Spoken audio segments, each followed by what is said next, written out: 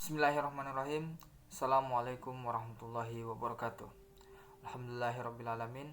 Assalatu wassalamu ala rasulillah. But first of all, let us say thanks to Allah who has been giving us blessing and mercy so we can stay healthy while this pandemic. Secondly, salawat and salam to our great Prophet Muhammad sallallahu alaihi wasallam who has brought us from the darkness into the lightness era. Okay, hello guys. My name is Muhammad Nurfah Ramadan, and now I will present my answer about my mid test. So in this video, I'm gonna tell you, or I'm gonna explain more about the question who had been given by the lecturer, Sir Kaharudin. So what is the content of this video?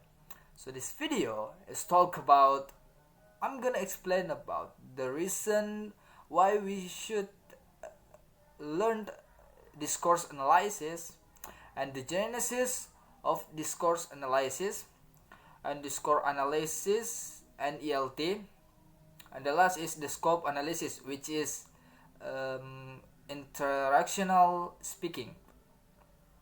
So without any further ado, let's start it, shall we? Okay, the first of all is the reason why we should learn about discourse analysis.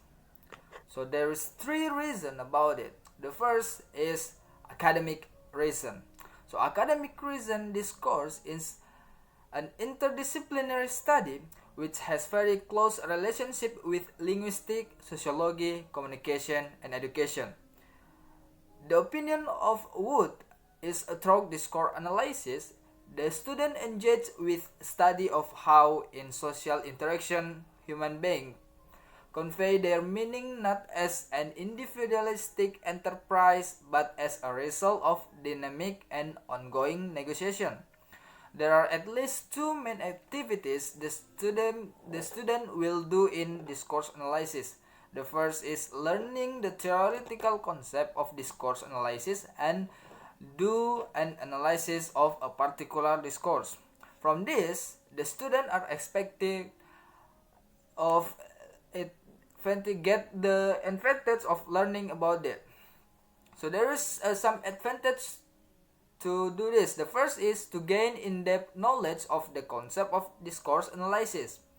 The second, to train and to develop the student critical thinking skills. And the third is to provide clear understanding on the context of using English. And the fourth, to make the result of the analysis of discourse as a source and inspiration in teaching English.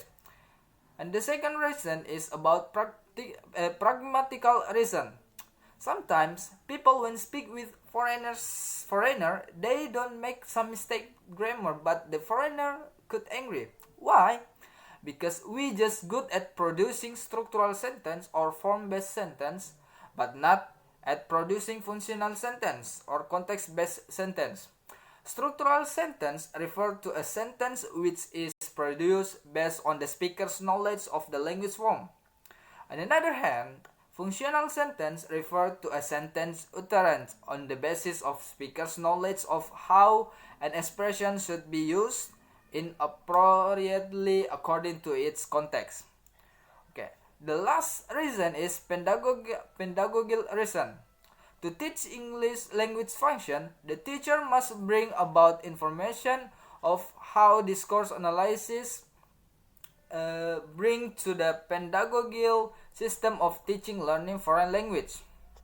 Therefore, Elton in 2000 points that suggest that the emphasis on teaching a foreign language is to provide communication through a functional syllabus by making use of the integration of four language skills by the help of the students-oriented classes, authentic text, and apply communicative testing practical to teaching. Thus, the discourse function of target language should be clearly understood and taught to students to enable effective fluent communication.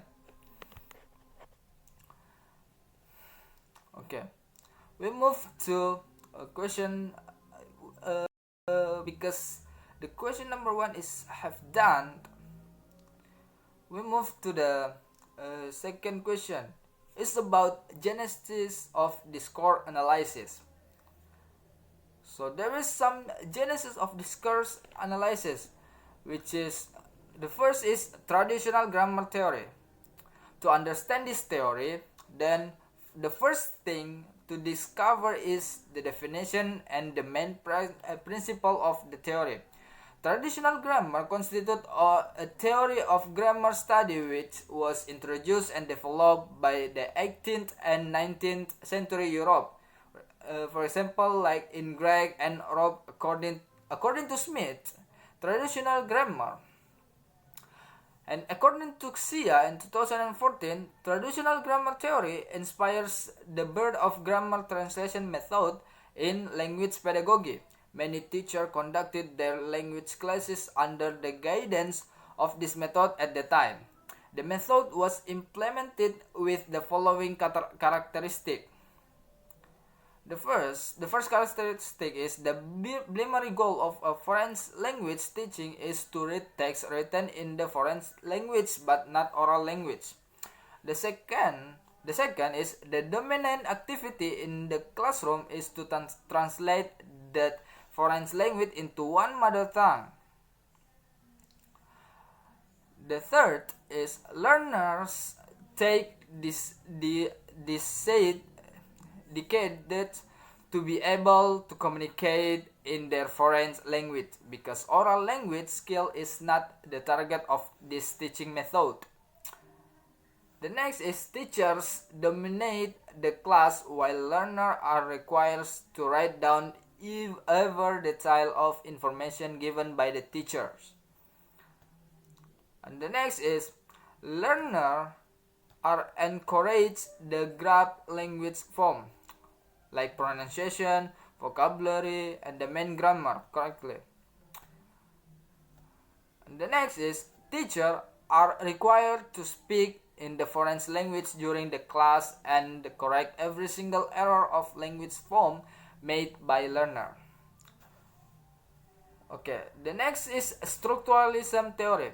The term structuralism was firstly introduced by a Swiss linguist, which is Ferdinand de Saussure, who developed a branch of linguistic theory called structural linguistics through his work course in general linguistics published in 1960. This theory focused on examining language as static system of interconnected units. De Saussure argued that la language or language was formed by sign, which finally produced parlor or speech or utterance. And utterance here is then understood as any meaningful event that has been made possible and governed to an extent by a pre-existing system of sign. A sign has two components, a signifier and signifier. And if we look at the structural theory closer, we will find out the following principle in the theory, like structuralism puts spoken language to be the first place and written language the second, and structuralism employ descriptive approach which allow learner try to find the unconscious rules that people follow when they say things like sentence without any prescribed rules in books to follow. The next is structuralism requires learners to learn language skill as a unified system as a whole. Therefore, they need a source of language component for imitation in order to build their skills in a foreign language. The next is functionalism theory. Functionalism theory is known as an approach to language study that is concerned with studying the functions performed by language use. It views a language as a communication system consisting of components of form and function that must be learned by learner as a unified knowledge. By identifying the purposes and objectives of language discourse, they could then identify language function of the sentences used by native speaker in their social interaction. For example, like as a speaker says, "Good morning, sir." This utterance is then identified to show the function of greeting in English. Development of functionalism theory has become an inspiration for some linguists to conduct research on discourse analysis as their efforts to discover the social and cultural aspect behind the language used by humans to communicate. Okay, the third question is about concept of discourse. Before we start about concept of discourse, we must know what is discourse first. So discourse refers to an approach commonly used to examine language in the use of its social context. Here are the example of concept discourse in online dictionary. For example, I take in Cambridge Online Dictionary. In Cambridge Online Dictionary, it says that discourse is communication in speech or writing. While in dictionary.com, it says that discourse denotes communication of thought by word. For example, like talk and conversation. And meanwhile, in Oxford Online Dictionary, it says that discourse is written or spoken communication. And in Merriam-Webster.com, it says too that discourse is a verbal exchange of ideas, especially conversation. And beside the online dictionary, some experts also said that, like Edmondson in 1981 says that discourse is a structural event manifested in linguistic behavior or other, whereas a text is arrangement of structural linguistic expression which form a unity. Okay, the next is concept of discourse analysis. Understanding the concept of discourse is a critical cornerstone to be able to understand the concept of discourse analysis. Like said in wikipedia.com, discourse analysis or discourse studies is a general term for a number of approaches to analysis written, vocal, or sign language use, or any significant semantic event. Stoops in 1983 said that discourse analysis refers to the attempt to study the organization of language above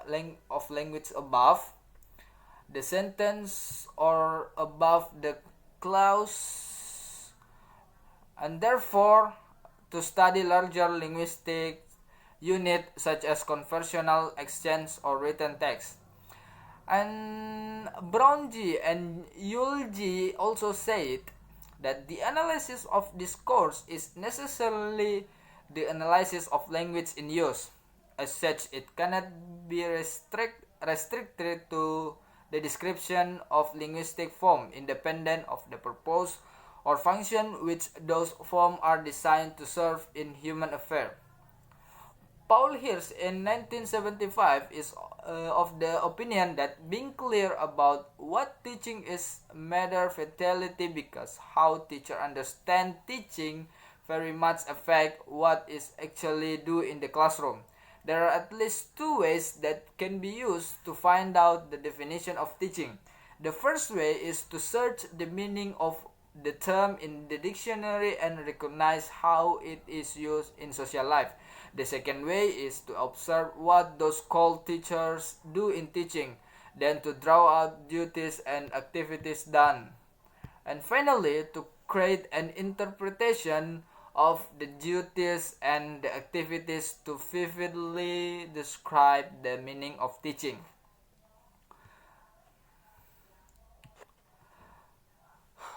Searching the definition of teaching in dictionary bring us to some definition like impart knowledge to or to impart knowledge to or instruct someone as how to do something.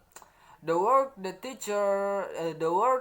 that a teacher does in helping students to learn, based on collinsdictionary.com. And based on dictionary.com said also the act or profession of a person who impart knowledge or skill. That is the meaning of teacher. And we move to the next question, that is relationship between discourse analysis and English language teaching. The relationship between it is discourse analysis and English language teaching are found to be tightly connected and inseparable. It is obviously seen from an indication that discourse analysis signifies language and language enable discourse analysis. Language is one method of communicating messages, while discourse analysis can be used as a tool to disclose message being communicated. In a nutshell, relationship between discourse analysis and language is a symbiotic one in which one will not exist without the other. Hence, it is widely unreasonable to study discourse analysis without involving language as its basic ingredient, or to study language without involving discourse analysis to see how language functions in human social life in an effective communication. A learner of English is required to have knowledge of language. For example, like language components, like vocabulary, grammar, meaning, and pragmatic skills. A pragmatic skill like writing, reading, speaking, and listening. Pragmatic fact culture aspect inside language. Those type of language knowledge can only be achieved when his English teacher teach him form and function together in their classroom interaction. Interactional speaking is not only between two people, but involves more people. The more people meet, the more they will greet each other, exchange greeting, and interrupt each other. If you observe social interaction, the most in speaking activities is conversation.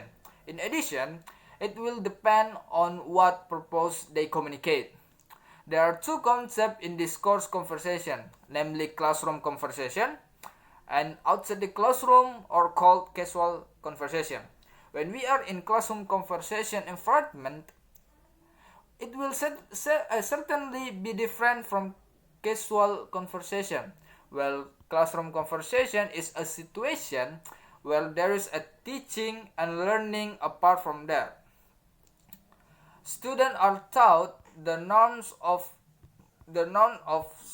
class conversation so that the student can examine the difference in structure of two conversation. Speaking cannot be separated from communicative abilities building a social. Interaction requires dialect or interpersonal conversation. Conducting discourse analysis for classroom conversation is very important and beneficial for three main purposes.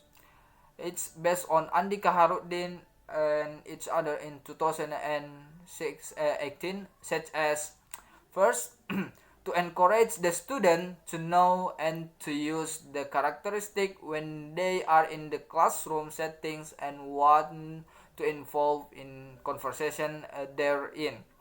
The second is to show the typical characteristic in terms of structure, function, and so forth, which have made it different from casual conversation.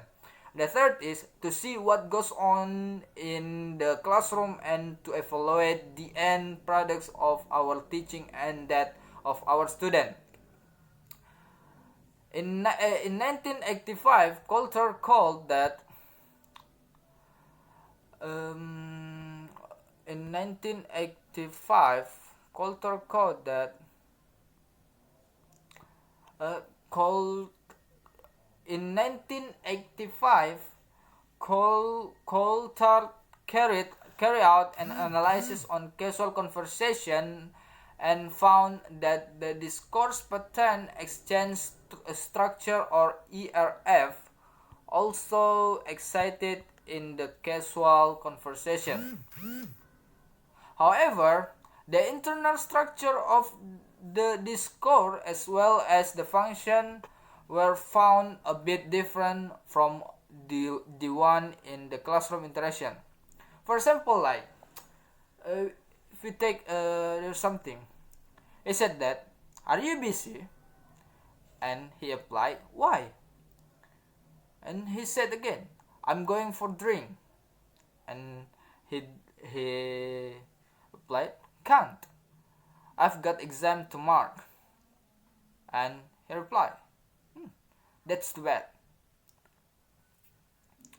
Okay. The conversation before is start with an invitation in front of question. The question is then responded by he with a question as well. According to Coulter in 1985, the why in conversation is not really a response because it does not represent the answer of the invitation. The invitation, and the invitation given by B. So that's why the Y is labeled R or I. It means a response or invitation. A response which contains an element of the second invitation, which alike the second R or I. A response which contains an element of the third invitation. The word "I'm going for a drink," which is then followed by a response, can't. Response can. I've got exam to mark.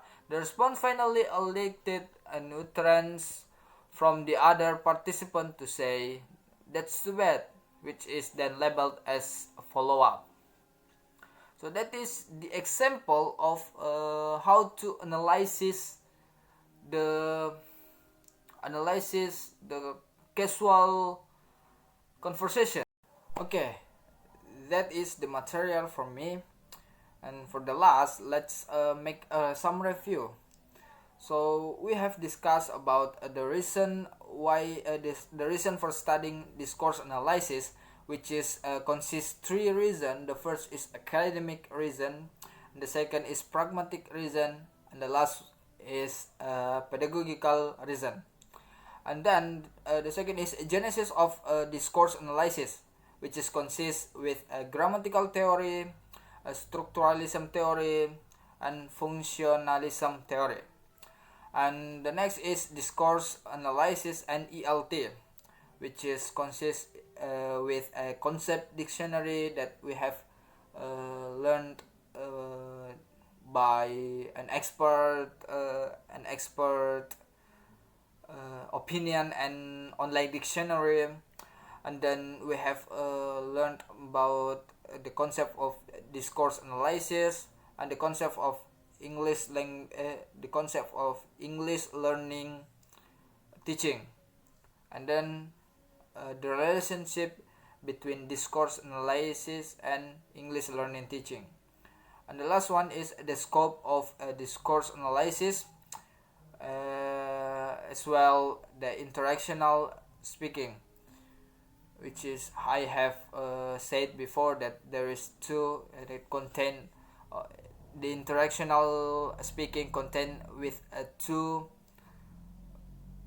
concepts. The first is classroom conversation, and then outside the classroom or casual conversation. Okay, I thought that you have understand this video, and I'm so sorry if there is some or there's a lot of mistake because I'm just a human that always make a mistake. So thank you very much for watching. I hope this get a good